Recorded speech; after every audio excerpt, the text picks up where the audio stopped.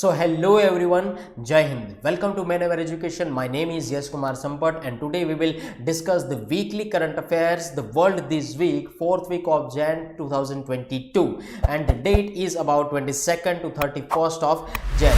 Before we going to start, I want to discuss that if you are preparing for the low entrance examination, MBA entrance examination, TEAS examination, government bank examination or BBA entrance, hotel management entrance, B.Ed entrance, SSC, CGL entrance, so don't worry, Manever Education is here. And if you are the new family member of the Manever Education, so please subscribe our channel in the YouTube, and we have also social media platform where you can get the regular updates regarding the examinations.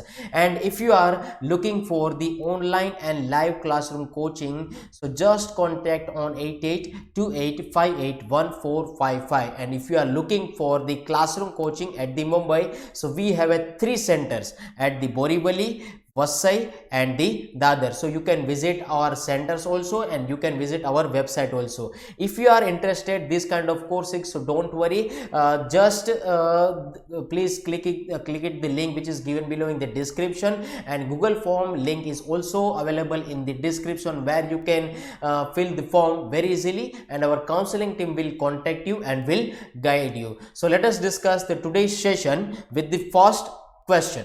So first question is, which country has organized the Asia Ministerial Conference on Tiger Conservation? So we have a four options over here: India, Malaysia, UK and Sri Lanka. तो question यही कह रहा है कि भाई Asia ministerial conference on tiger conservation है वो कहाँ पर ऑर्गेनाइज किया गया है या कौन सी कंट्री ने ऑर्गेनाइज किया है। ठीक है, तो मैं आपको बता दूं correct answer is about the Malaysia. So Malaysia ने यहाँ पर उसको ऑर्गेनाइज किया है। साथ ही साथ उसका अगर डिस्कशन करें, सो GTF which is called the government of Malaysia and global tiger forum, जो कि 4th Asia ministerial conference on tiger conservation को जॉइंटली ऑर्गेनाइज किया है। यहाँ पर जो भूपेंद्र यादव जी है which who is the India's union minister of environment and forest and climate change, तो यहाँ पर उन्होंने ही इस स्टेटमेंट को डिलीवर किया है। साथ ही साथ global tiger summit to be held in the Russia, तो ये चीज़ यहाँ पर आपको याद रखनी है जो कि न्यू दिल्ली के डिक्लेरेशन के साथ ही होगा।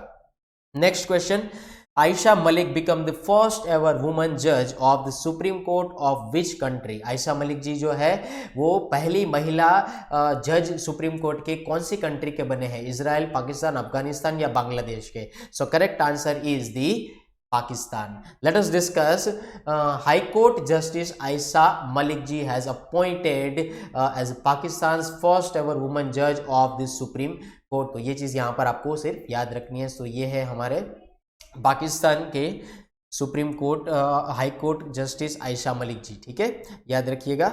Next question, which state government launched the streetscaping and beautification of roads project on the lines of European cities? We have 4 options, Odisha, Telangana, Delhi और गोवा। तो यहाँ पर स्ट्रीट स्केपिंग के बारे में पूछा गया है और ब्यूटिफिकेशन ऑफ रोड्स के बारे में भी कहा है। तो कौन सा सिटी रहेगा? तो Delhi is the correct answer. Let us discuss. So ये है streetscaping and the beautification of roads project on the lines of European cities। तो दिल्ली गवर्नमेंट ने इस चीज को लॉन्च किया है। 9 selected streets across the city are to be redesigned and redeveloped to make them useful for cyclists, pedestrians and motorcyclists। उन लोगों के लिए काफी हद तक बेनिफिशियल रहेगा। साथ ही साथ 600 मीटर की जो स्ट्रेच ऑन लोधी रोड, यहाँ पर याद रखिएगा लोधी रोड के ऊपर 600 मीटर की स्ट्रेच बनाई गई है जो कि एक हिस्टोरिक मोमेंट्स के एरिया के आसपास ही बनाई गई है। So it's all about the streetscaping and beautification of the roads. Let us discuss next question, Yogyata mobile phone application was launched by, ये किसके द्वारा लॉन्च किया गया है application? Common Service Centres, CSC, National Green Tribunal, NGT, Election Commission of India, Supreme Court of India। So correct answer is, please guys guess it, correct answer is about the first one, Common Services center, CSC. So let us discuss the common services center has recently launched the Yogyata mobile phone application. ये जो application है उसका यही एक M है कि भाई vocational education provide किया जाए और साथ ही साथ स्किल एनहांसमेंट की जो अपॉर्चुनिटीज है उसको डेवलप की जाए यूथ के अंदर, और जो अदर सिटीजन्स हैं जो रूरल एरिया में रहते हैं उसकी भी स्किल हम इंप्रूव कर सके. और इस प्रोग्राम के अंदर यानी कि इस एप्लीकेशन के अंदर 2-3 तरीके के कोर्सेज रहेंगे, जैसे कि साइबर सिक्योरिटी है, केड है और 3D प्रिंटिंग भी शामिल है, जो कि कोई भी व्यक्ति को आगे एम्प्लॉयमेंट जनरेट करने में काम लगेगा. ठीक है. Next question is about the which state और यूटी यानी कि union territory launch the India's first district good governance index DGGI. तो यहां पर मैं आपको बता दूं कि गुड गवर्नेंस की बात हो रही है और 4 ऑप्शन भी है, Kerala, Jammu Kashmir, Goa and Sikkim. So let us discuss the correct answer is that Jammu and Kashmir. Jammu Kashmir के बारे में देखते हैं कि भाई भारत का जो पहला ही एक ऐसा हम कह सकते हैं कि यूनियन टेरिटरी, अभी तो ये यूनियन टेरिटरी ही है कि भाई जम्मू कश्मीर ने यूनियन जो डिस्ट्रिक्ट गुड गवर्नेंस की जो इंडेक्स है उसके बारे में बात करी है, वो रिलीज किया गया है. तो ये भारत का पहला ऐसा रीजन है जम्मू कश्मीर जिन्होंने गुड गवर्नेंस इंडेक्स के बारे में बात करी है. और इसके साथ ही साथ यहाँ पर आप देख सकते हैं ये हमारे अमित शाह जी हैं, ठीक है, जिसके हाथ में जम्मू कश्मीर की एक किताब है जिसके अंदर गुड गवर्नेंस की बात करी गई है. और the index is a framework document, एक फ्रेमवर्क डॉक्यूमेंट है जो कि assess the performance and under 10 governance sectors with the 58 indicators. यहाँ पर उसके 58 इंडिकेटर्स भी पाए जाते हैं. और जो डिस्ट्रिक्ट की बात हो रही है वो है district by of Doda, Samba, Pulwama and Srinagar in the UT यानी कि जम्मू कश्मीर. ठीक है. So let us discuss the next question. Who has been selected for Assam's highest civilian award, Assam Vaibhav? यहाँ पर आसाम वैभव के लिए सिविलियन अवार्ड के तौर पर किस व्यक्ति को सिलेक्ट किया गया है? रतन टाटा जी को, गौतम अदानी जी को, मुकेश अंबानी जी को या अजीम प्रेम जी को? सो करेक्ट आंसर इज दोस्तों Ratan Tata ji. Let us discuss the question. The Assam government is set to the confer the state's highest civilian award Assam Baibhav on industrialist and philanthropist Ratan Tata ji. तो यहाँ पर आप उसका फोटो देख सकते हैं, ये हमारे रतन टाटा जी, पूरे भारत देश के प्रिय. The state will also confer Assam Vaibhav, Assam Saurav and Assam Gaurav awards. ये तीनों के साथ उसको सम्मानित कन्फर किया जाएगा. साथ ही साथ Assam Saurav award will be conferred on the 5 personality including the Olympic medalist Lovlina Borgohain. तो उसको भी आप यहाँ पर याद रख सकते हैं. ठीक है. Let us discuss next news. INS Kukri Memorial is located in which state or union territory? INS Kukri कहाँ पर लोकेटेड है? पंजाब में, दीव में, पुडुचेरी में या तो गोवा में? So correct answer is the Diu. So Diu में उसका जो मेमोरियल है, लोकेशन है, यहाँ पर उसको देखते हैं कि भाई INS कुकरी मेमोरियल जो है, INS यानी इंडियन नेवल शिप, जो कि is Indo Pakistani war memorial commemorating frigate attacked by Pakistani submarine 1976. तो यहाँ पर याद रखें 1976 के दौरान उसको किया गया था, पाकिस्तानी सबमरीन के द्वारा अटैक किया गया था. INS Khukri the lead ship by of the Indian navy's Khukri class corvettes. So दोस्तों कॉर्वेट्स, फ्रिगेट्स, डिस्ट्रॉयर सारी चीज़ें अलग है. कॉर्वेट्स की अगर बात करी जाए तो कॉर्वेट्स यही है कि अगर कोई भी जंगी जहाज़ है यानी कि वॉरशिप है, वो अगर एक साथ मिसाइल लेके चलती है, मुसाफिरी करती है, तो उसको कॉर्वेट्स बोला जाता है. तो INS कुकरी यही है कि है जिसका जो प्रोडक्शन है यानी कि it is build by the Mazagon dock ship builders के द्वारा इसको बिल्ड किया गया in the end after that commission किया गया 1989 के दौरान उसको कमीशन किया गया था. तो ये चीज़ यहाँ पर आपको याद रखनी है एक. और साथ ही साथ ये जो पूरा का पूरा रीजन है दीव का रीजन है, और दिसंबर महीने में उसको डिसकमीशन किया गया था. दीव के अंदर डिसकमीशन करने के बाद दीव को सेंड किया गया था 2021 के अंदर. ठीक है. फॉर द पब्लिक डिस्प्ले के लिए कि अवेयरनेस बढ़े, लोगों को डिफेंस फील्ड क्या है उसकी मोटिवेशन मिले, इसके लिए INS कुकरी मेमोरियल को दीव में अभी लोकेटेड किया गया है. So let us discuss the next question. Prabha Tree, who was conferred the Padma Vibhushan. तो यहाँ पर याद रखिए पद्म विभूषण के बारे में बात हो रही है। Is associated with which field, literature, music, sports और सिविल सर्विसेज। तो मैंने एक 2-3 न्यूज़ पहले ही आप लोगों को बताया था कि भाई पद्म भूषण, पद्म विभूषण और पद्मश्री किसको कहा जाता है, किसको दिया जाता है। ओके, सो यहाँ पर उसकी आपको फील्ड बतानी है कि पद्मा अटारिकी की कौन सी फील्ड के लिए, म्यूजिक की फील्ड के लिए दिया गया है। Late us discuss the question. तो यहाँ पर आप देख सकते हैं ये है हमारे पद्मा, ये है हमारे प्रभा अटारे जी, ठीक है। तो उसको 89 ईयर ओल्ड किराना घराना के एक वोकालिस्ट है जिसको पद्म विभूषण से सम्मानित किया गया, जिन्होंने 11 बुक्स लिखी है म्यूजिक के अंदर, म्यूजिक के ऊपर ही, और वो भी हिंदी और इंग्लिश के अंदर ही। साथ ही साथ सी एस्टैब्लिश द स्वर्णिम गुरुकुल, स्वर्णमयी गुरुकुल को इसको ने एस्टैब्लिश किया। और दूसरे जो पद्म विभूषणार्थी है उसका नाम है राधेश्याम खेमका, जिसको लिटरेचर फील्ड में, जनरल बिपिन रावत साहब को सिविल सर्विसेज की फील्ड में, और कल्याण सिंह जी को पब्लिक अफेयर्स की फील्ड में वेर ऑल्सो अवार्डेड दी पद्मा विभूषण। तो ये चीज़ आपको यहाँ पर याद रखनी है, उससे कुछ ना कुछ क्वेश्चंस निकल सकते हैं। Late us discuss next news. What is the type of authorization granted to Covishield and Covaxin vaccinations as of January 2022? तो यहाँ पर आपको टाइप बताना है, कौन से टाइप का ऑथोराइजेशन जिन्होंने ग्रांटेड की है इसको, ठीक है।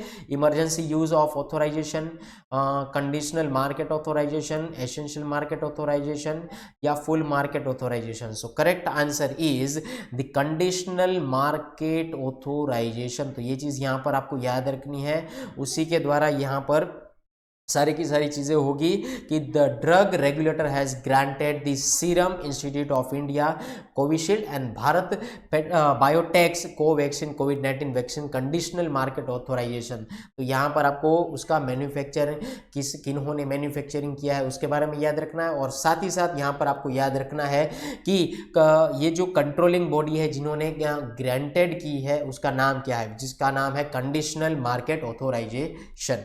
Let us discuss the next question. When is the International Customs Day observed every year? तो हर साल ये कस्टम डे को ऑब्जर्व किया जाता है। कौन सी डेट रहेगी, 25 जैन या 26 या 28 और या 30? So correct answer is the 26 जनवरी को इंटरनेशनल कस्टम्स डे को सेलिब्रेट या ऑब्जर्व किया जाता है। So international custom day is observe every year on 26 January, जब भी हमारा रिपब्लिक डे रहता है, ठीक है, उसी दिन से आप कोरिलेट कर याद रख सकते हैं। And world with the United Nation as the host. तो यहाँ पर याद रखो एक CCC the custom corporation council announce the observation of ICD Indian international custom day in 1953, ठीक है। 1953 के दौरान उसको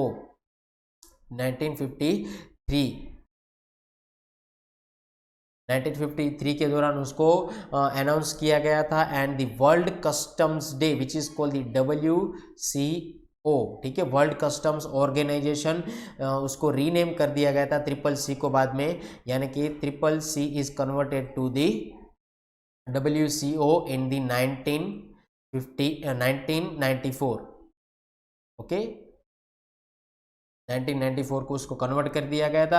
और दोस्तों मेन इंपॉर्टेंट थिंग ये है for the exam point of view कि उसकी थीम भी पूछी जा सकती है कि 2022 की उसकी थीम क्या थी। सो उसकी जो थीम थी वो थी scaling up customs digital transformation by embracing a data culture and building a data ecosystem, ठीक है। सो यहाँ पर ये थोड़ा उसका लंबा चौड़ा थीम है, पर आपको ये डेटा के तौर पर से याद रखना पड़ेगा, ठीक है। Scaling up customs digital transformations by embracing a data culture and the building a data ecosystems. Let us discuss the next question. Which country is the host of the 2022 winter Olympics, ठीक है। तो यहाँ पर दोस्तों हमने देखा था कि ओलंपिक्स के भी बहुत सारे टाइप्स है, summer Olympics, winter Olympics, Paralympics, ठीक है। उसके हिसाब से विंटर ओलंपिक्स की बात हो रही है यहाँ पर। So options are here Japan, China, Russia और USA। So correct answer is the China, okay. तो यहाँ पर आपको याद रखना है कि चाइना के अंदर विंटर ओलंपिक्स 2022 है वो ऑर्गेनाइज किया जाएगा। और साथ ही साथ ये जो है बेजिंग, चाइना के बाजू में है बेजिंग, वहाँ पर ऑर्गेनाइज किया जाएगा 2022 का विंटर ओलंपिक्स, ठीक है। सो 4 टू 20 फेब, याद रख लीजिएगा 2022, ठीक है। 4 फरवरी से लेकर 20 फरवरी तक यहाँ पर ऑर्गेनाइज किया जाएगा और उसका शेड्यूल किया गया है बीजिंग के अंदर, जो कि एक नेबरिंग टाउन है चाइना के अंदर। एंड उसका जो रिपोर्ट रिलीज किया गया है, it is released by the sports ecology group and save our winters has stated the dangers for artificial snow to be produce in the Olympics on athletes bodies. तो यहाँ पर जो Olympics के अंदर artificial snow बनाया जाता है, तो ये काफ़ी हद तक हानिकारक है हमारे जो एथलेटिक्स है उसकी बॉडी के लिए। तो उसके बारे में यहाँ पर काफ़ी चर्चा है की गई है स्पोर्ट्स इकोलॉजी ग्रुप के द्वारा। तो ये चीज़ यहाँ पर आप याद रखें। And also warn about the water wastage that happens for the snow at this games, ठीक है। तो ये चीज़ याद रखिएगा आप यहाँ पर। Late us discuss next question.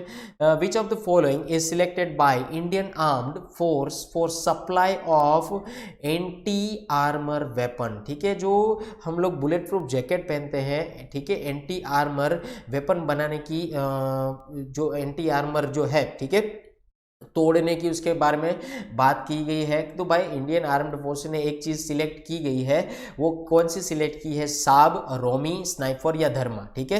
So correct answer is the Saab. Let us discuss about the Saab. Swedish defence company Saab had been selected by the Indian arm forces through a competitive programme for the supply. तो यहाँ पर आप दोस्तों ये जो photo देख पा रहे हो, ठीक है, ये एक्चुअली यही फोटो में जो गन दिखाई दे रही है which is called the anti armour weapon, ठीक है। एंटी आर्मर वेपन जो कि एक रॉकेट लॉन्चर जैसा आपको यहाँ पर दिखाई दे रहा है। एंड 84 जो है उसका एक नाम है और उसी की एक सीरीज है जो कि इंडियन एयरफोर्स और इंडियन आर्मी ने इसको यूज किया है, ठीक है। अभी साब के बारे में बात करें तो उसका जो फाउंडेशन है, ये for the exam point of view ये पूछा जा सकता है कि उसका फाउंडेशन 1937 में और उसका जो हेडक्वार्टर है स्वीडन के अंदर स्टॉकहोल्म में। एंड उसके जो प्रेसिडेंट और सीईओ है वो है माइकल जॉनसन, ठीक है। तो ये चीज यहां पर आप याद रखिए for your exam point of view. Late us discuss next question. Who is the following wins title at Syed Modi badminton 2022, ठीक है। तो जो 2022 का सैयद मोदी बैडमिंटन है, किसने अपने नाम किया और किसने विन किया? पीवी सिंधु जी ने, साइना नेहवाल जी ने, ज्वाला गुट्टा जी ने या श्रीकांत जी ने? तो correct answer is the PV Sindhu ji. Let us discuss the news. As India shuttler जो पीवी सिंधु जी है, उन्होंने अपने वुमेन सिंगल कैटेगरी के अंदर ये खिताब को हासिल किया। ये टूर्नामेंट जो थी सैयद मोदी इंटरनेशनल टूर्नामेंट जो कि लखनऊ में थी, और साथ ही साथ उन्होंने ये टाइटल 2017 में दूसरी बार पहले जीता था और इस बार दूसरी बार जीता। साथ ही साथ बाबू बंसारी दास, यहाँ पर याद रखिए बाबू बंसारी दास इंडोर स्टेडियम लखनऊ के अंदर है जो कि यूपी में है, ठीक है। तो वहां पर ये टूर्नामेंट हुई थी Syed Modi international badminton tournament, और 18 to 23 जनवरी 2022 के बीच में ये टूर्नामेंट हुई थी। तो ये चीज यहां पर याद रखिए कि लखनऊ के अंदर 18 to 23 January for exam point of view. Late us discuss next question. Who is the following wins international association of working woman award? तो वर्किंग वुमन अवार्ड का जो इंटरनेशनल एसोसिएशन के द्वारा खिताब मिला है या उसने विन किया है, वो लेडी कौन है? शिल्पा शेट्टी जी या शमिता शेट्टी जी, सुष्मिता सेन जी या सोनाक्षी सिन्हा जी, ठीक है। So correct answer is the Sushmita Sen ji. तो आप लोगों ने दोस्तों एक सीरीज देखी होगी आर्या 2 करके, उसके 2 सीजन आ चुके हैं, पहला भी है दूसरा भी है, जिसके अंदर उसके जो पतिदेव है उसकी एक ड्रग प्लेडर के तौर पर बाद में मृत्यु हो जाती है। ऐसी कुछ स्टोरी है, अच्छी तरीके से आप देखें तो उसके रिगार्डिंग उसको एक इंटरनेशनल एसोसिएशन के द्वारा खिताब मिला है वर्किंग वुमन का। तो ये चीज याद रखें आर्या 2, ठीक है। Late us discuss next question. Which of the following day is observed as which of the following day is observed as पराक्रम दिवस every year? So पराक्रम दिवस, so दोस्तों यहाँ पर आपको 4 ऑप्शन दिए गए हैं, 22 जनवरी, 23 जनवरी, 24th जनवरी एंड 25th जनवरी, ठीक है। So here is the fourth option is here, so correct answer is the 23rd जनवरी, ठीक है। तो यहाँ पर 23rd जनवरी को यहाँ पर हमारे नेताजी सुभाष चंद्र बोस जी का जन्म जयंती भी थी, ठीक है। तो यहाँ पर याद रखिए ये हमारे नेताजी सुभाष चंद्र बोस जिसकी 125वीं जन्म जयंती थी, और उसी के दिन के ऊपर इस दिन को पराक्रम दिवस के तौर पर मनाया जाता है, ठीक है। तो ये चीज़ याद रखें, और इंडियन गवर्नमेंट ने भी इसको यही नाम से सेलिब्रेट करने का डिसाइड किया है, to the honour on Netaji Subhash Chandra Bose on the this year is the 125th birth anniversary of Netaji Subhash Chandra Bose, ठीक है। और जनवरी 23rd 1897, ठीक है, 1897 की 23rd जैन को नेताजी सुभाष चंद्र बोस का बर्थ डेट है, ठीक है। तो ये चीज़ यहाँ पर याद रखिए। So that's all for the today's session. So यहाँ पर हम लोगों ने आज के जो इम्पोर्टेंट क्वेश्चंस पूछे जा सकते हैं for your exam point of view, वो आज हम लोगों ने डिस्कस किए। वैसे ही हम लोग आगे डिस्कस करेंगे, डे बाय डे आपको करंट अफेयर्स भी देंगे। और याद रखना दोस्तों, हमारा जो सेशन है जो 12 बजे से कन्वर्ट हो चुका है 11 बजे का, किसका दोस्तों, डेली करंट अफेयर्स का, ठीक है। डेली करंट अफेयर्स का हमारा जो पहले 12 बजे सेशन होता था हर रोज, वो अभी कन्वर्ट हो चुका है 11 बजे। सो that's all about this kind of the sessions. So thank you and जय हिंद, बाय बाय।